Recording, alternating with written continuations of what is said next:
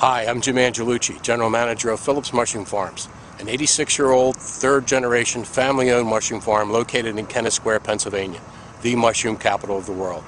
Today I'm going to take you on a brief tour of the farm, show you the different varieties that we grow, and what the growers' responsibility are in growing those different varieties. In this building we grow shiitake mushrooms. We have about 25 different growing rooms, each one again environmentally controlled, where we control temperature, humidity, carbon dioxide.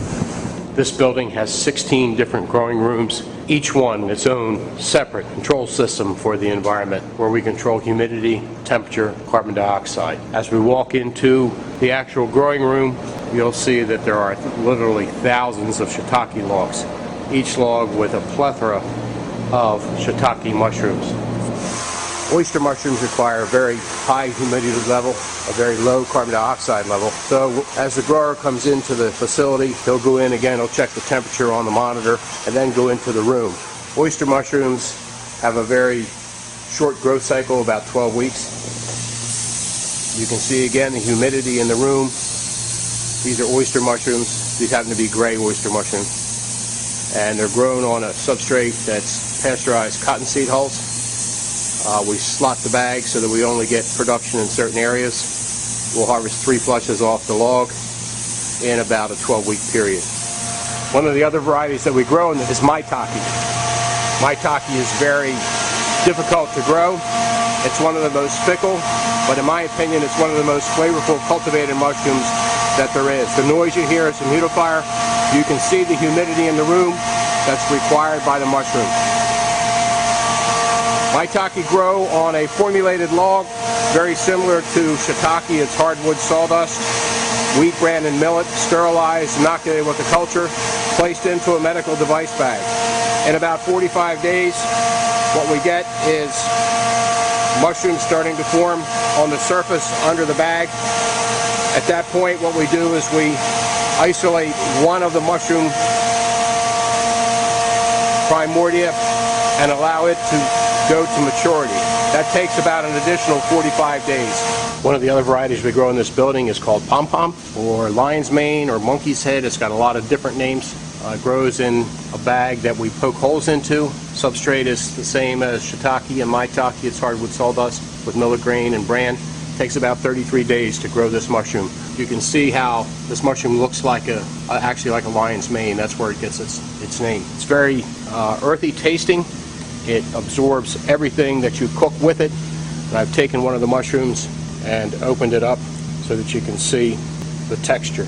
Again, about 33 days to grow. Once these mushrooms are harvested, we take the log, just like we do everything else, and recycle it. The other variety in this room is called king oyster. Phillips has trademarked the name Royal Trumpet because, as you can see, the mushrooms do look a little bit like a trumpet. It takes 30 days for the mushroom to reach maturity. We grow it in 2 ways here, one on bags like we do pom-pom and shiitake and maitake. The other is using these polypropylene bottles, using the technology that we brought back from Japan in 1990. This mushroom is very highly prized for its stem.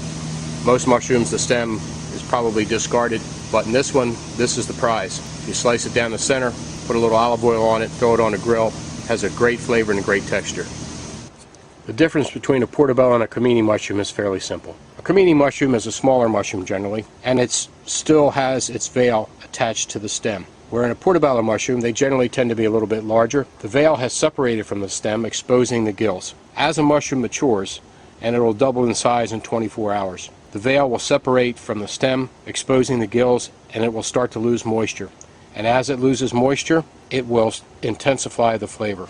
All of the mushrooms that we grow here at the Kennett Square facility and our satellite farms in both Chester County and Warwick, Maryland, are brought to this building for packaging. It's about a 45,000 square foot facility. The first thing we do is we put the mushrooms into vacuum coolers, which bring the center of the mushroom down to 34 degrees, which helps maintain quality. Then they're stored in a refrigerated space at 34 degrees until they're ready to be brought out onto the packing line. We package a number of different sizes under a number of different labels. We do both retail and food service. Once the mushrooms are packaged, they're again stored at 34 degrees and awaits transportation to locations up and down the East Coast of the United States. That's the farm. If you'd like more information about Phillips Mushroom Farms, visit our website, www.phillipsmushroomfarms.com.